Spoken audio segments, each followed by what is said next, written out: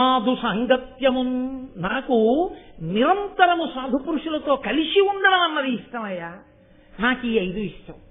కాబట్టి నన్నయ్య, నేను ఒక్క కోరిక కోరుకుంటున్నాను. నువ్వు మహాపురుషుడివి, ఉభయ భాషా ప్రవీణుడివి, నిరంతర హోమ మంత్ర జప తత్పరుడవు. నా కొరకు నువ్వు ఒక్క ఉపకారం చేయాలయా. భారతాన్ని ఆంధ్రీకరించాలి. ఏమయ్యా మిగిలిన వాటిని ఆంధ్రీకరించమని అడగకుండా భారతాన్ని అడుగుతున్నావే అంటావేమో. అమల సువర్ణ శృంగ కురమై కపిలంబకు ఘోషతంబు, ఉత్తమ బహువేద విప్రులకు దానము చేసిన తత్ఫలంబు, తథ్యమ సమకూరు భారత కథాశ్రవణాభిరతిన్ మదీయ చిత్తము అనిశంబు, భారత కథాశ్రవణ ప్రవణంబ కావునన్. అసలు ఒక్క గోవుని దానం చేస్తేనే, వేదమంత్రాల్లో ఒక విచిత్రమైనటువంటి మాట ఉంది. మీరు ఒక గోవుని దానం చేస్తే 100 గోవుల్ని దానం చేసినట్టు లెక్కలో వేసుకుంటారు. అందుకే గోదానం పుచ్చుకున్న వాళ్ళు ప్రత్యేకంగా పక్కకెళ్ళి జపం చేసుకుంటారు. ఎందుకంటే వాళ్ళకి 100 గోవులు దానం పట్టిన ఫలితం వాళ్ళ ఖాతాలో పడకుండా ఉండడం కోసం. అప్పుడు వాళ్ళకు ఒక్క గోవు దానం పుచ్చుకున్నటువంటి ఫలితం వాళ్ళకి వేస్తారు ఆ మంత్రజపం చేస్తే. ఇచ్చిన వాడికి మాత్రం 100 గోవులు ఇచ్చినట్టే వేసేస్తారు. గోవులన్నీ ఒకెత్తైతే మహాభారతంలోనే అనుశాసనిక పర్వంలో ఉంది, పరమేశ్వరుడు మళ్లీ గోవులలో కొన్ని గోవులకి ఉత్కృష్ట స్థితిని ఇచ్చాడు. ఆయన తన 3వ కంటిలో నుండి తేజస్సు కొంత తీసి కొన్ని గోవుల యందు ప్రవేశపెట్టాడు. ఆ గోవులు గోరోజన వర్ణాన్ని పొందాయంటే పూర్తి ఎర్రటి ఎరుపు కాదు, కొద్ది ఎరుపు రంగును పొందుతాయి. వాటిని కపిల గోవులు అంటారు.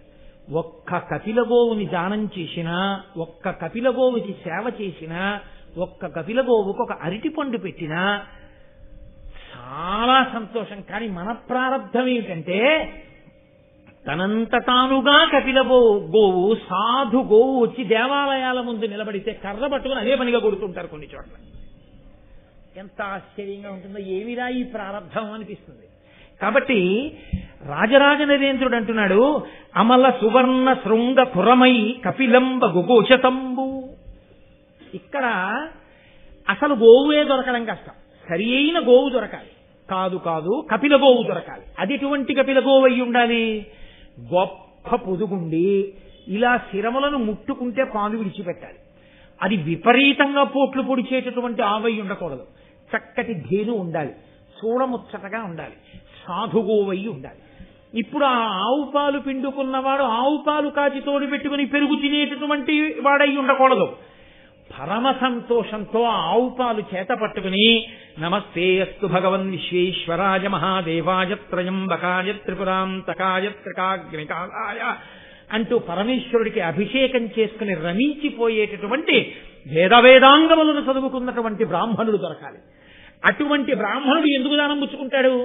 ఆయన నా ఇంట అభిషేకం చేసుకోవడానికి ఒక గోవు ఉంటే బాగుండు, నేను రోజు ప్రదక్షిణం చేయడానికి గోవు దొరికితే బాగుండని ఈ గోవు దానం పుచ్చుకుంటానని పరమ ప్రీతితో వచ్చి దానం పుచ్చుకునేటటువంటి యోగ్యమైన వేదాంగములు జరిగిన బ్రాహ్మణుడు దొరకాలి. అప్పుడు దానం చేయాలి. దేశము కాలము నీ దగ్గర పుచ్చుకునేవాడు ఇవ్వడానికి గోవు ఇన్ని కలిసి రావాలి.